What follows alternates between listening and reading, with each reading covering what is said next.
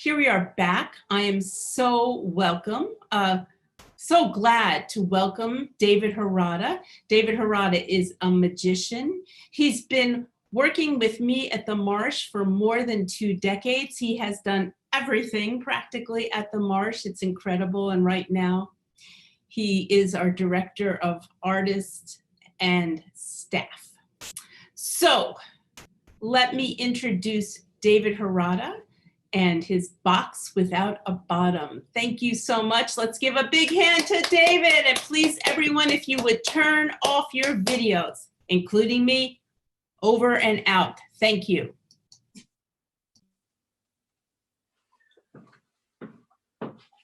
Tales from the Trenches of Parenthood, Chapter 6, The Food of My People.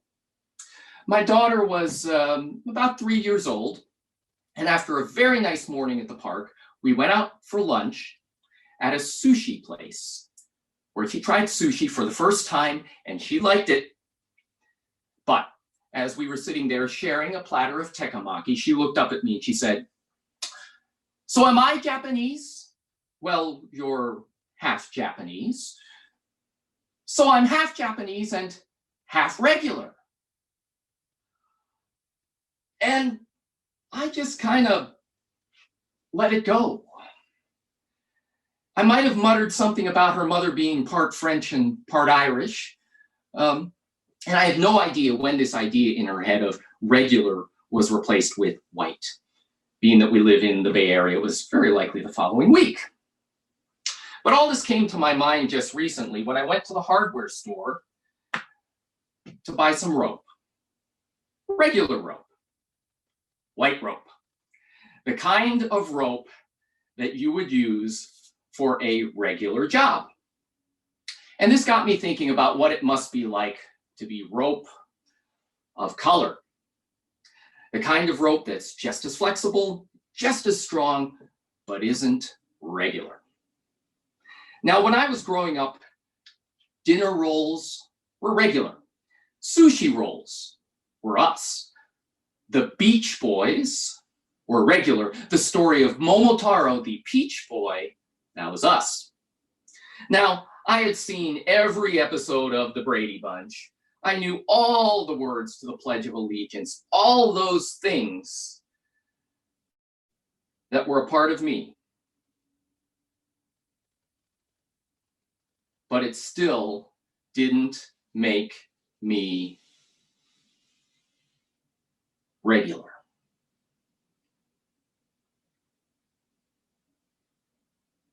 Part Japanese, part regular.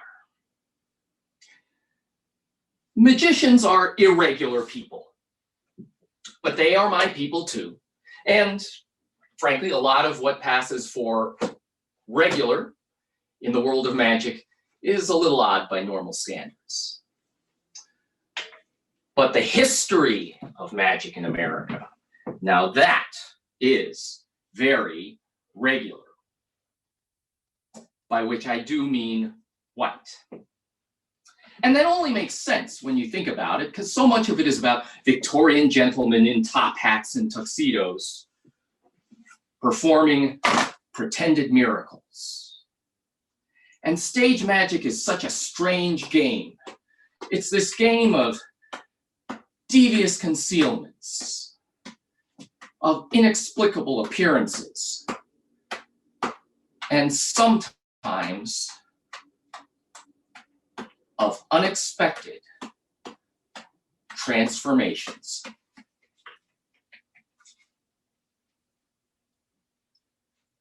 The history of magic in America was awfully white, but it also had a hidden streak of yellow inside. Now me, I've always worn my yellow on the outside. It's genetic.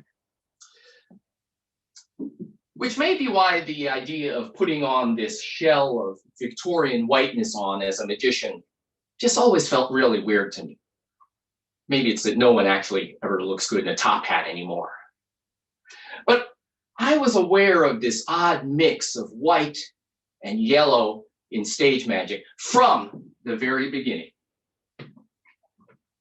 Now, when I was a kid, my favorite place in the world was the Yogi Magic Mart in downtown Baltimore, Maryland. There was no Yogi at the Yogi Magic Mart. There was only Phil Thomas, the owner, a longtime Baltimore resident who never once in his life sat in lotus or chanted a sutra. But Phil was an old-time magician of the best kind. Phil had personally met every great American magician of the 20th century. When Phil was a boy, he saw Harry Houdini live on stage, and he got to shake the great man's hand afterwards. Great escape artist, that Houdini. But as a magician, let's just say he couldn't put his hand into Central Park without rattling the leaves. That was Phil. Now, Saturday mornings when I was in high school, every chance I got, I would grab all the money I had, hop on the bus, and go downtown to Phil's shop so I could play my favorite game. Hey, Phil, what's this? Hey, Phil, what's this? This is the Chinese temple screen. What's this?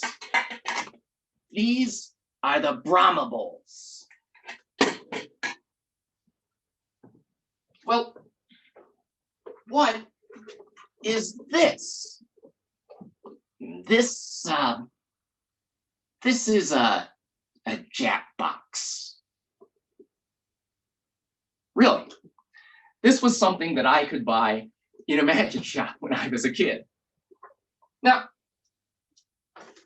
this was the 80s, and all of this stuff, this was made in factories in Columbus, Ohio, Colon, Michigan, Pasadena, California, made in America. And all the famous magicians then, your Blackstones, your Hennings, your Copperfields, they were white guys. But every magic shop in America was filled with shelves and shelves of Chinese temple screens, Brahma bowls, Japanese mystery papers, Egyptian water boxes. It was like this garish collection of artifacts brought in by some kind of third-rate Indiana Jones. Hey, Dave, I've got an idea for you. Lay it on me, Phil. You should do an Oriental act. Do the temple screen, the rings. Get one of those long Chinese robes. You'd be a smash.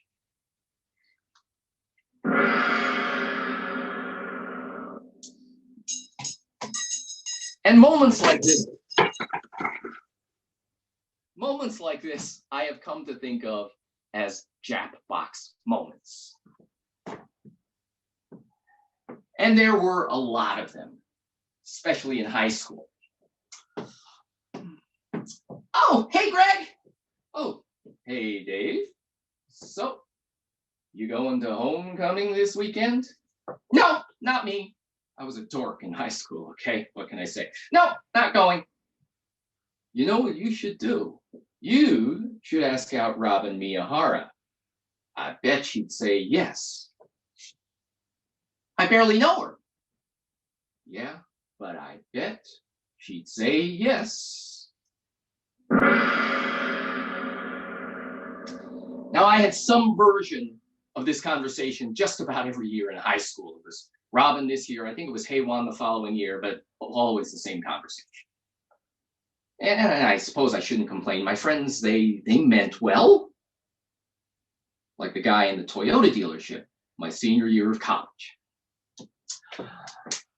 Excuse me, is this seat taken? Thank you. Have you been here long? No, it's just a tune-up there. They're bringing it around right now. I bring mine in for its maintenance like clockwork. You take care of the maintenance. These Toyotas, they last forever. You people know how to make a great car. I mean it. You showed the world how it should be done. Smart, hardworking people. Talk about judging a book by its cover, right?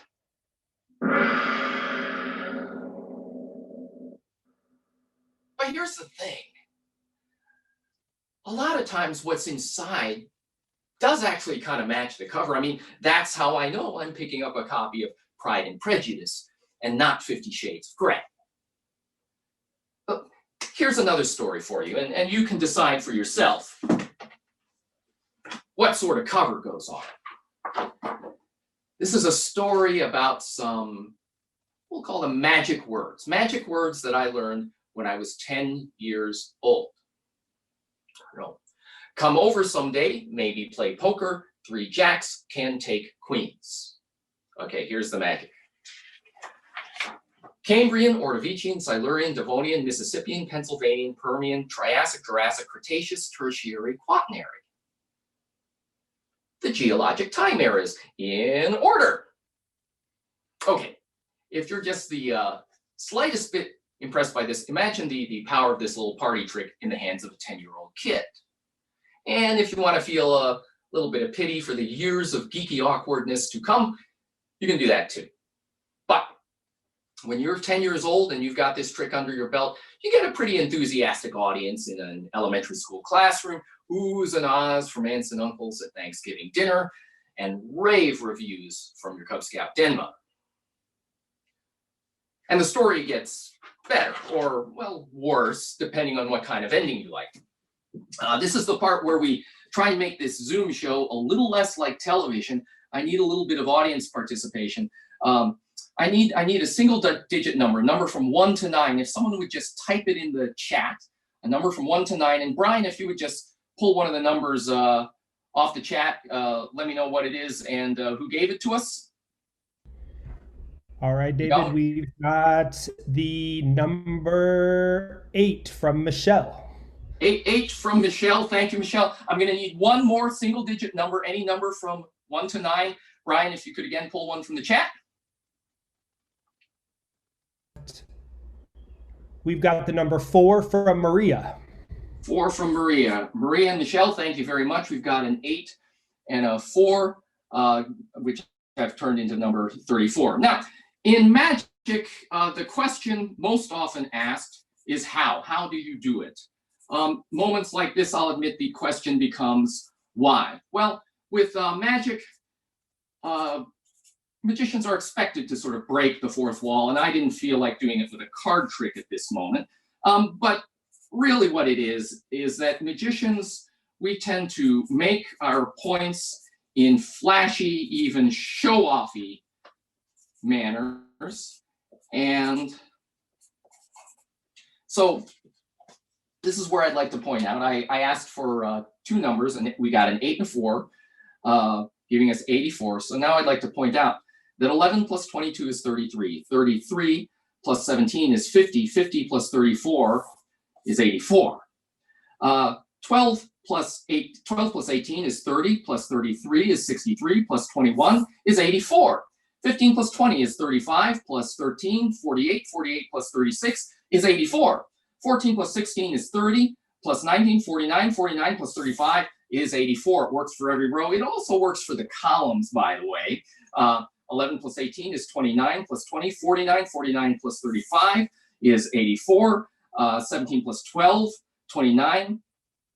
Plus 19, 48 plus 36, 84. Since this is my first March Zoom show, I thought I'd do something special and go for the diagonals. 13 plus 19 is 32, plus 18 is 50, plus 34, 84. 20 plus 14, 34, plus 17, 41, plus 33, 84. It's Saturday night, let's have some fun, so I did the diagonals, or the corners too. 17 plus 19, 36, plus 14, 50, plus 34, 84. And the point I'm trying to make here is that for all of my life, anyone who ever looked at this face and thought, must be good at math, that person has been absolutely correct. So, by the time I hit high school, there I was. The quiet, polite, studious kid with glasses, straight black hair, eyes with the epicanthic fold, and a collection of Jackbox moments. And by that time, I had also picked up an expression, old expression of my grandmother's that seemed to apply, shikata ga nai, which in this context translates roughly to, well, what are you gonna do? More literally translated, it can't be helped. Just as I knew it could not be helped, that at the time, sticking a few Asian-ish characters on a piece of plywood was simply cultural shorthand for magic show. These characters, by the way, inform all of you that smoking is allowed in the building. However, as the son of a cancer surgeon, I hope you won't mind if I disregard the Chinese characters painted in the factory in Columbus, Ohio. Okay, and obviously I bought my share of Chinese temple screens and Brahma bowls and the like. But here's the thing, for the most part, these objects had a way of being taken home, put in the closet, where they'd stay. Because I suppose there were some symbols I simply preferred be relegated to storage. Now, ironically, this may have been the one piece of real Japanese magic in Phil's shop, an authentic, centuries-old Japanese secret. And Japan itself was something of a box for over 200 years. No one was allowed out, and no foreigners were allowed in. And this changed in 1853 with the arrival of Commodore Matthew Perry and his ships of the East India Squadron of the US Navy. These ships, they sailed into Edo Harbor on July the 3rd, 1853. They dropped anchor and they promptly fired off a 78-gun salute that could be heard from one end of the city to the other. These ships have become known in Japanese history as the Kurofune, the black ships. They may have been called that because of their black paint job. Perhaps it was because, as state-of-the-art coal-powered warships, they cast a cloud of black smoke that lingered over the city for days. Or it may have been the way that they kept those 78 guns pointed in the direction of the city, while Commodore Perry politely requested American porting and trading privileges. The Shogun, with 28 smaller cannon in the harbor fort, quietly gave in. Now, America in 1853 was a country with muscles to flex, business opportunities to exploit, and having seen how China had gotten carved up by the great powers in the Opium Wars a decade earlier, President Millard Fillmore was anxious that America should get its piece of the action. And that's how it was that the winds of change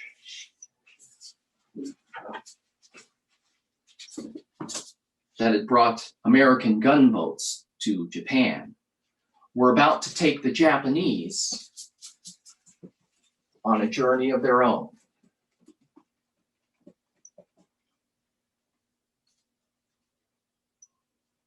It was a journey to the West and of the West. And that's how it was that in 1866, the Shogun issued the first passport in over 240 years, allowing a Japanese citizen passage to America. And the Japanese magician Namigoro Sumidagawa, he took that passport and some tissue paper and some fine Japanese silk and his fan and his Soko-nashi Bako and set sail for America.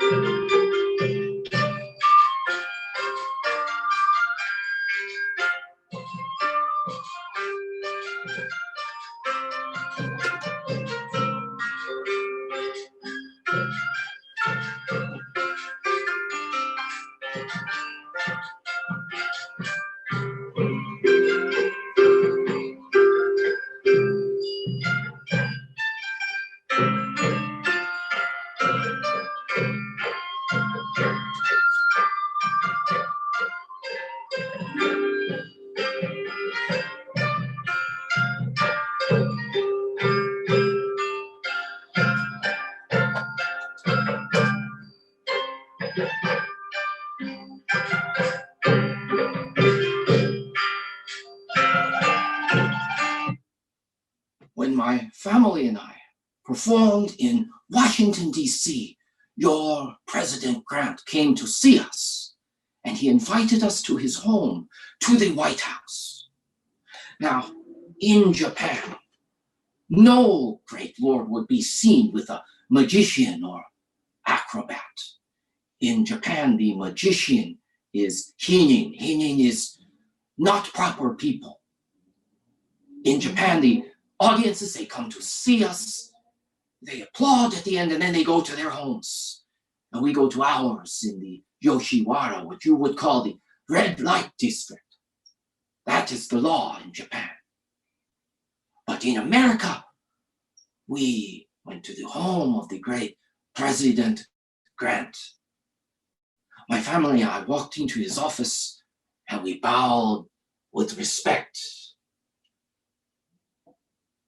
And I could hear the laughter of the newspapermen. "Oh, you are so polite," they said, "the way you would talk to a small child."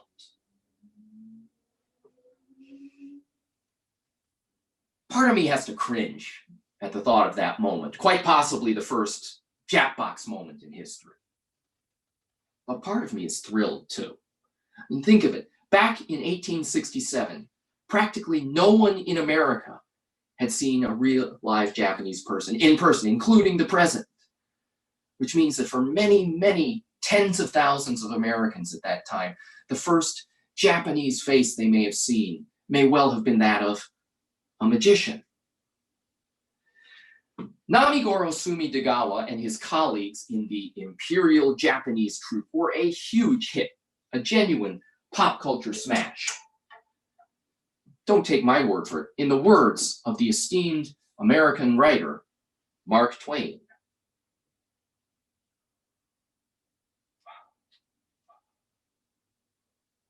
"Those Japanese vaudevillians have taken New York by storm. Everywhere I went, they were the first subject mentioned. When I lunched in a Dutch restaurant, there was one recurring phrase I recognized: Das Japs. In a French restaurant, it was Les Japs. In the Irish pub, it was Them Japs. After church on Sunday, the sermon was discussed for 5 minutes, and the Japs for fully half an hour. The Japs are a prodigious success." The American magicians loved this new exotic magic, and they rushed to copy it. The Soko-nashi Bako became something of a fixture in American magic acts after being rechristened the Jackbox. Magicians love boxes like this and the secrets they represent. I mean, I love boxes like this and their secrets. Now, at about the same time that Phil was introducing me to the Jackbox, Paul McCartney recorded the song Frozen Jack. It's an instrumental, thank God for that. He recorded it on his McCartney 2 album, making it the first album by a former Beatle not to go into my record collection. I wasn't mad at Paul, I was just, well, embarrassed. The same way I was embarrassed by this box in Phil's shop.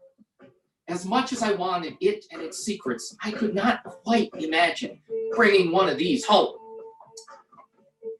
"Oh, hey, Dad. Oh, look, this, just something from the magic shop." "What's it called?" It's a secret box, Dad." So Phil did not get the sale on the Jackbox. Now, obviously, I made my peace with Sir Paul. I downloaded the McCartney 2 album from iTunes. And being a good magic nerd, I wanted to learn the secret of the Jackbox, even though I didn't want to buy it.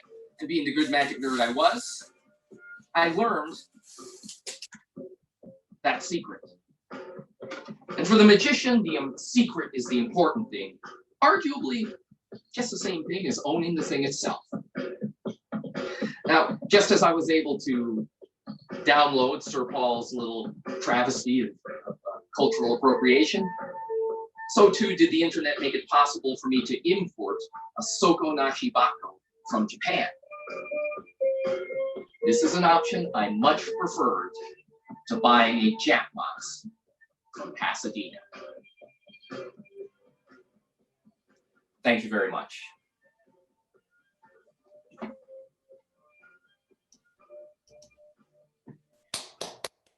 Woohoo, David! That was great. Thank you so much. What a wonderful, wonderful excerpt from your show. Well, thank you, Steph. Look at that. And I think you're the first in our series, our solo spotlight series, to use 2 cameras. Yeah, it was fun. Actually, you know, if you wouldn't mind indulging me for a second, this right now we're on camera 2. Camera 1 is my wife's iPhone. I want to just stick it out in the hall in case she wants it to listen to one of her podcasts or something. I will be right back, but carry on. Now, is David Hirata a nice man? Look at him, making sure his partner has her iPhone, because you know we all need to have our iPhones. I've got mine right over here. Does everybody have theirs? Did anybody else give theirs up to somebody else? I want to know if anyone else. No one else did. We don't give our iPhones up, but in the name of the camera quality is so good on them. So I said, hey, can I borrow it for this show? Yeah. So is this, we're in 2 rooms or different sections? Oh no, I see. You've even got a curtain over there. I can see it. Yeah, this is all, that's the camera 1 area. And this is me in camera 2. So what did magic have something to do with you having 2 cameras? Talk to us about the magic and the math and how you came up with, I know it's not the most inventive thing in the entire world, but it's inventive for the performer spotlight so far.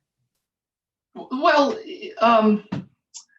there were kind of 2 things. One is that, you know, as I kind of joke, this is a broadcast medium. This isn't live. Boy, do I miss live performance. But the medium is different, and so it allows for other things. There are other possibilities, but there are also limitations. To me, you know, performing right at about this distance feels about right for solo performance on Zoom. Once you're getting farther back, it starts to lose something, unless maybe it's a very, very physical performance. So the area is kind of small, and I thought, well, you know, why not have 2 playing areas? You know, this wall looks like this kind of all the time. And then the curtain just provides a good neutral backdrop, I think.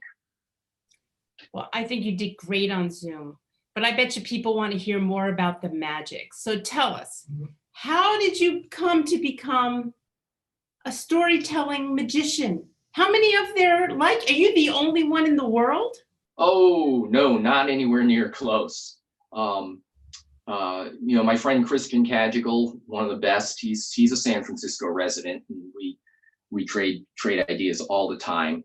We were both influenced by Eugene Berger, a Chicago-based magician who did a lot for the form. Peter Samuelson, a New York-based magician, does a lot of work in that area. So there are a lot of us. And I think, you know, for me, and I think for all of us, me and Christian and Peter, and I think Eugene, part of it just came from a love of theater. We love magic, but we loved theater too. And it was sort of a question of, can magic be used to say something? So this isn't your first show that you've worked with magic. Talk to us a little bit about your past shows and how it built up to this one. Well, I met you when I was working on a show that I think of as sort of the first draft of this one, Kanji by Starlight, which was an autobiographical magic piece. And I think there was a lot I just hadn't figured out, both about magic and solo performance at the time. It was kind of a nice shot. I've done really short pieces, sort of 15-minute Monday Night Marsh type length pieces on some of them just purely visual experimental pieces, trying to use the visual to tell a story. Others dealing with mostly historical things. I'm starting to write something now based on my launching point is the seance parlors of the Victorian age. So and then a lot of times when if I'm hired to be sort of performing magician at the company banquet or the backyard party or something, a lot of my short sleight of hand pieces will have story elements involved. But the long form piece is, of course, something totally different. So how do you work out to be a musician? What does it mean do you like have to do hand exercise? What kind of things support you being a great magician? Oh, good question. I think a lot of people take different approaches, but I think a lot of it's possible to be a rather good magician without doing a lot of difficult sleight of hand. There are ways of getting around that. But I think an understanding of, I think what I think is most important for to be an effective magician, you have to have the basic skills. You have to be able to do the tricks effectively. But I think you have to understand the proper structure of a magic trick, and how to relate to the audience. I think a lot of magic suffers from what I would call an undisciplined use of comedy. That's actually my friend the late Eugene Berger's expression. But or to use Will Rogers' expression, when it comes to a story, you don't make the front porch bigger than the rest of the house. I think a lot of magic suffers from having 3, 4, 5 minutes of comedy sort of dumped over a piece that's really better done for 2 or 3 minutes. And all magic has a plot, and I think understanding the basics of that plot, what it is vital. And it's what I've tried to exercise in this show as well. Well, explain how you tried to exercise it in the show. Well, so for instance, the opening piece with the ropes, that's a piece of magic I've known for a long time, and that I think is another thing about being a magician is knowing the basic tools, knowing the classics and the basic tools. And that trick with the ropes existed separately. You sometimes see magicians perform it kind of as is, but to me, as I was writing this show and kind of the themes about identity and assimilation and cultural integrity, that image of these two contrasting ropes and of elements of one popping from one to the other and blending in immediately popped into my mind. That's the story that trick tells, independent of itself.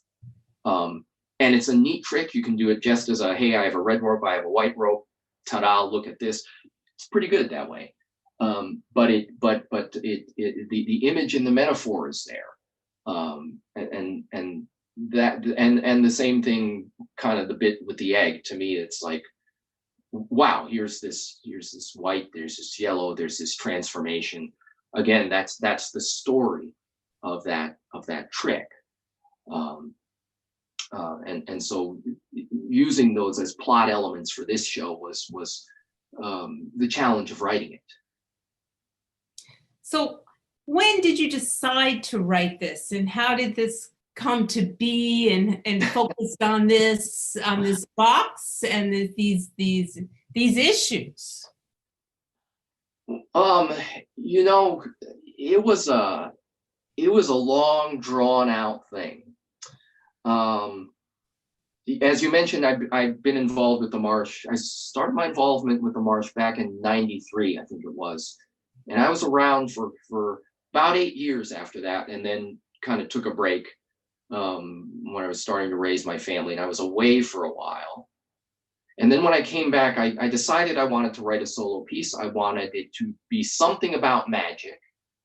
And at the time, I was fascinated by, this story feels really relevant now. I had come across the story of the first professional American magician, the first American-born professional magician, who was a man named Richard Potter, who was a black man, a former slave. And I thought that was wonderful, and his story is very interesting, and I delved into that. And I thought I was writing about Richard Potter, but underlying this was kind of the question of race and what it means to be American. And I stumbled across a reference to this box, this prop, known as the Jap box. And I did some research into it, found out a little bit about its background as the Soko-nashi Bako. I was astonished, actually, to find out that it was an authentically Japanese prop. I assumed it was one of those things like the temple screen, which was made up with, you know, Asian characters tossed on. And then I came across the story of Namigoro Sumidagawa, and I went, "You're kidding me. The first Japanese citizen to get a passport to come to America was a magician." Now it should be said, I do take some artistic liberties with history, but that is historical fact, that Namigoro Sumidagawa was issued the first passport in 1867. Other Japanese performers in particular had come over to America before him without the passport. They just, with the opening up of the country, they just went. But symbolically, he was the first one with the passport. His troupe, the Imperial Japanese troupe, was hugely famous in its time. The Mark Twain thing is not made up. They were just a very big deal. And so that was a story. And then, so later in the show, I get into the story of Soto Tsunetaro, who history records as the first Japanese magician to headline a full show in America. Namigoro was part of a large troupe of acrobats and jugglers and magicians. Soto Tsunetaro headlined in the Lyceum, the Chautauqua circuits in the 1890s. Was the first Japanese performer to do this in America. And there's a lot more to Soto Tsunetaro's story, and a likely connection between him and Namigoro Sumidagawa. It's not historical. It's the possibility is there in the historical record. It's been suggested by one or two historians.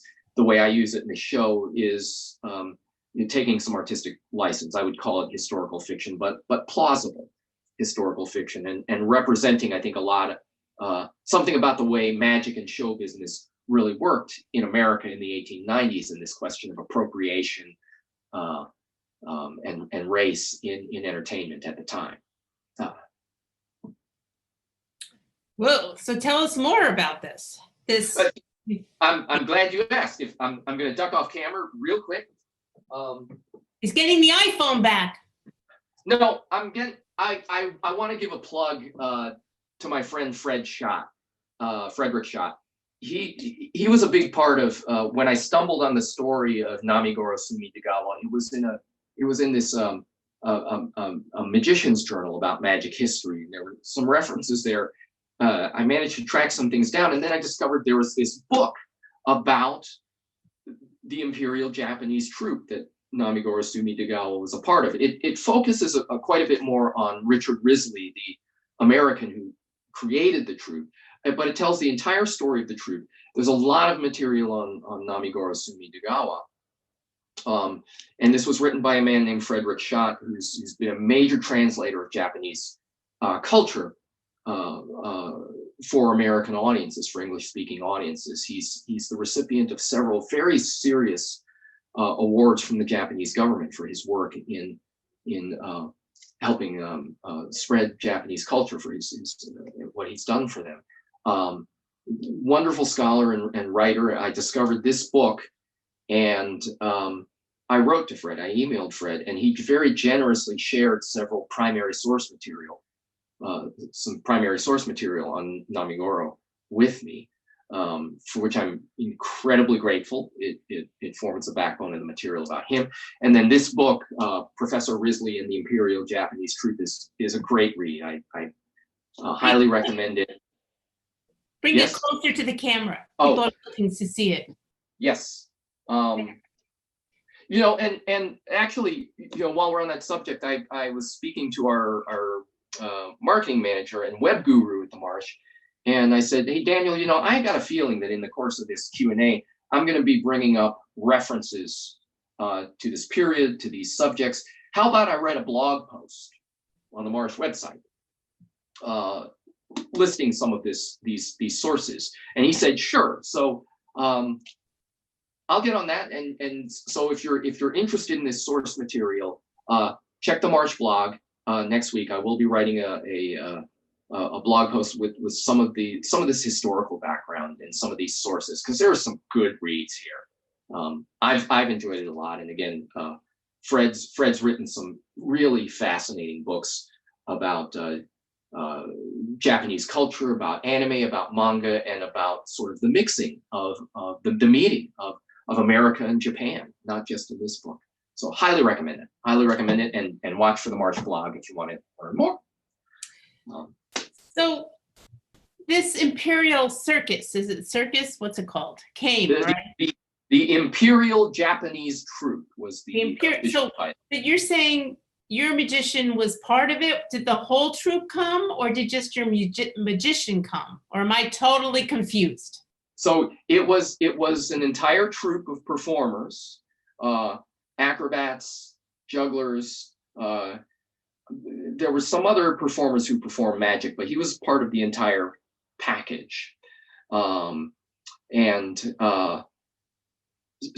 there were several other troupes, many of them touring America in the 1860s and 1870s. And that was actually kind of I think now you're reminding me that I think that was the real genesis of this show.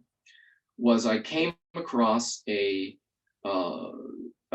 historical journal article about these Japanese troops, performing troops, and the researcher, a historian named Kristen Moon, was writing about specifically New England in the 1860s and 1870s, and it was about these several Japanese troops that toured through the East Coast, and she made the point that at that time in the 1860s, as I say, no one in America had ever met a Japanese person. The few that were generally Japanese sailors who would be picked up by whaling ships and brought to America, and they might be seen by coastal inhabitants, people in the coastal cities.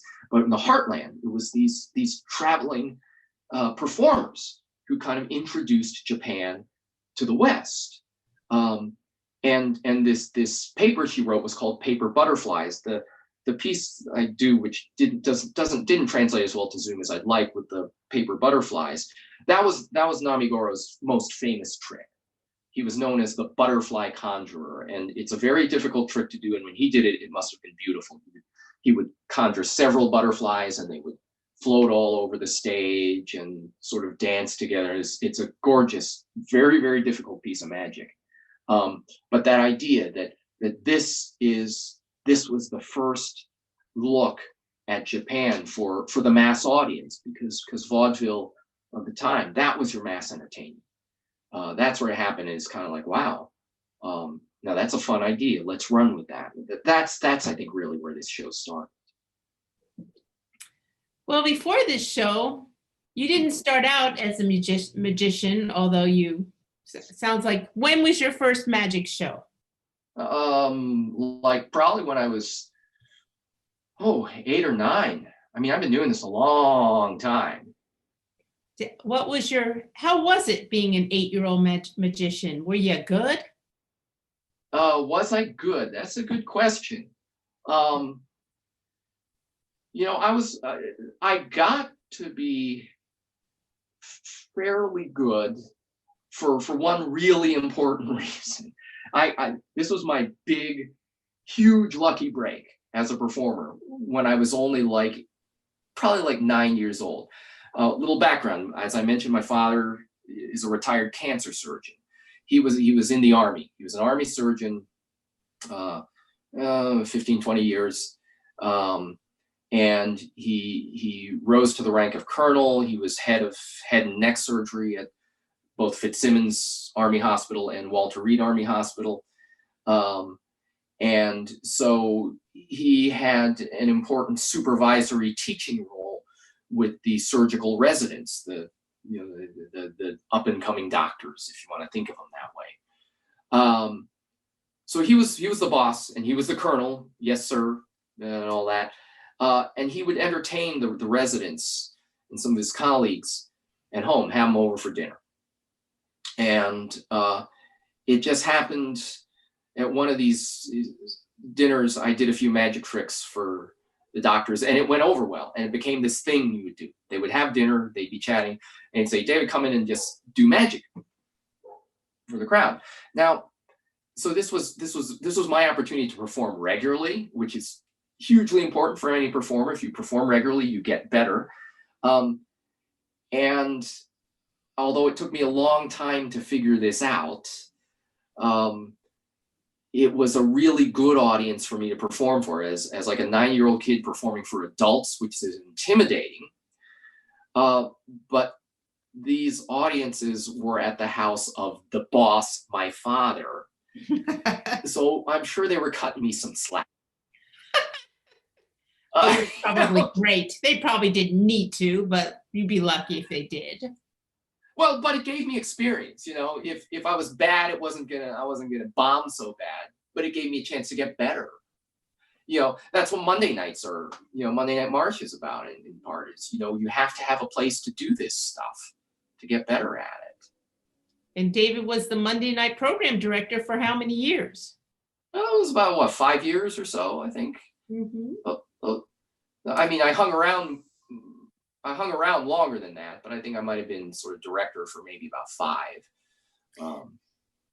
So did you continue consistently after you were 8 and 9 to keep doing magic, or did you take breaks, or did you just keep doing it and doing it? No, I've always done magic since I was, since that first magic set at age 7. I just kept doing it. And, again, the fact that I was able to perform for my dad's underlings, guests, really up through when I graduated high school. And then once I was in junior high school, I started doing birthday parties. And then in college, there were college cabarets. There was a college coffee house where I could perform. So I was doing it pretty constantly. A little less of it when I was in grad school, but performed professionally for a couple of years and still do it on the side. So that's never gone away. But so what were you in grad school for? Which of course fits in with the show later on. That's part of the narrative.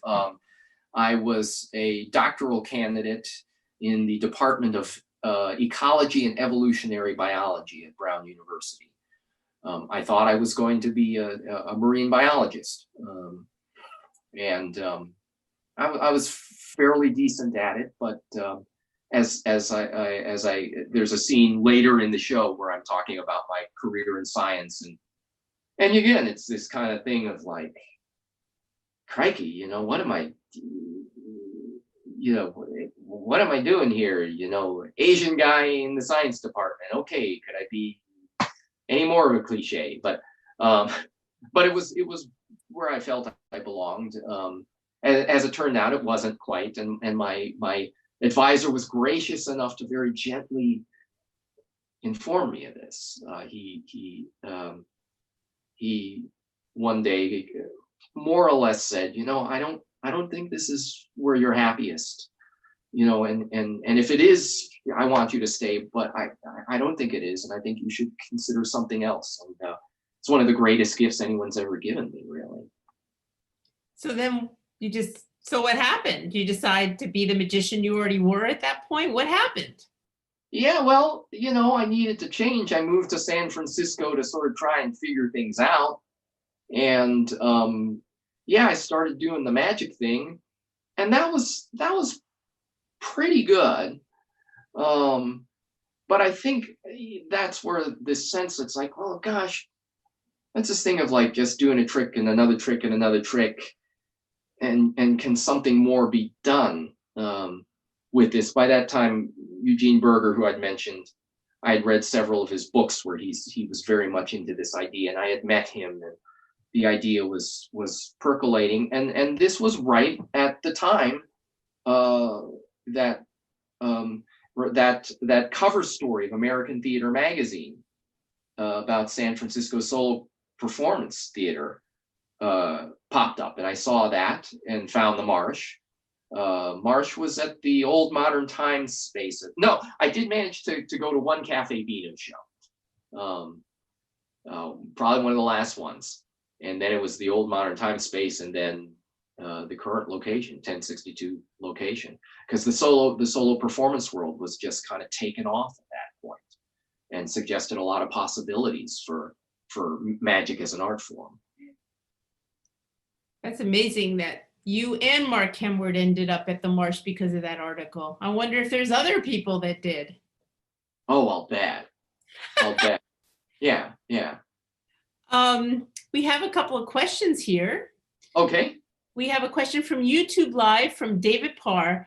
Has David, you know him? You know David Parr? Oh, David is another of those great storyteller magicians. He davidparr.com, Parr with 2 R's. And he's doing some what look like, I haven't managed to attend one yet, but look like some great Zoom shows. So if you like magic, you like storytelling magic, David Parr, Parr with 2 R's, davidparr.com, check it out. He's awesome. One of the most brilliant magicians I have the pleasure of knowing. But David's question then. Has Lafcadio Hearn's work been an influence on you? Did I say the name right? Lafcadio Hearn, yeah. Well, first tell us who he is. Okay, so Lafcadio Hearn was an American writer of the, must have been the late Victorian period.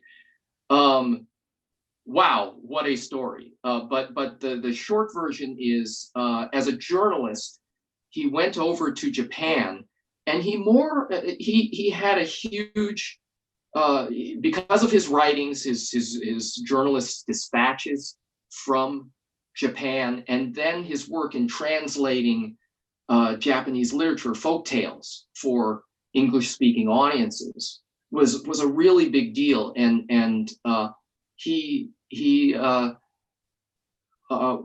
found a home in a place in Japan. When he went there, he settled. He never left, and he's revered, really kind of as one of their own in Japan. And I've read many of his stories. I've always had it in the back of my head to do something with his life story. But the answer is yes. I think Lafcadio Hearn was kind of in the back of my head, because this question in my head that I explore in this show, really kind of who am I? I'm the product of this American culture, but also this Japanese culture that my parents did a pretty good job of preserving and passing on, and then this face of mine that marks me as the other, and you know, the model minority. Good God, you know, my family, we all roll our eyes and say that, and it's kind of worse because we all sort of match the model minority profile. But like, which part of that is me and which part is it comes from genetics or cultural memory or whatever, that question And Lafcadio Hearn, his story as this man who was really kind of rootless. I mean, he just had this really sad kind of orphan story of being abandoned as a child and drifting about in poverty in America and making his way up and finding his place. And then he eventually finds a place in Japan. It's a wonderful, powerful story. And I'm like, yeah, Lafcadio, I hear you. So yeah, there was an influence there. It kind of in the back of my head. I mean, structurally, something in the back of my head that was always kind of there in the back of my head when I was trying to create this show that had a lot to do with this thing of interweaving my story with Namigoro Sumidagawa, with Soto Tsunetaro, was oddly enough this book called Lawrence in Arabia by a writer named Scott Anderson. And it's a kind of history of the Middle East told through the story of T.E. Lawrence, Lawrence of Arabia, William Yale, an American oil man, and Aaron Aronson, a Romanian Jewish agronomist, and their influences on their work in the Middle East in that period around World War I, and how that shaped it. And this idea of parallel stories of three men telling this larger story was always kind of in the back of my head. It had nothing to do with this story, but it was something I was aspiring to. That and Wallace Stegner's book Angle of Repose, which is arguably the best novel I've ever written or ever read. I wish I'd ever read. But the way he tells David, is your camera off? Did the camera? Can you still see me? Oh, camera. Okay, let me try something here. It looks like you went to sleep, David. Oh, okay. Can you switch me to the David Hirata?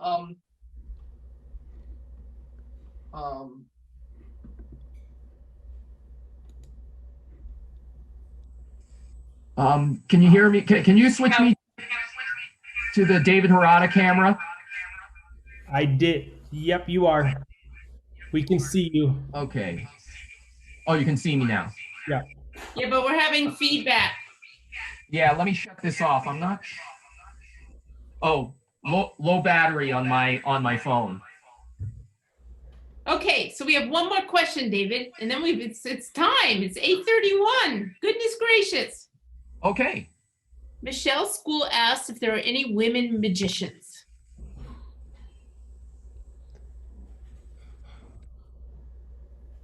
Sorry, Stephanie, could you say that again? I had the volume down a bit too far. Michelle School asked if there are any women magicians. Oh boy, are there. Not enough.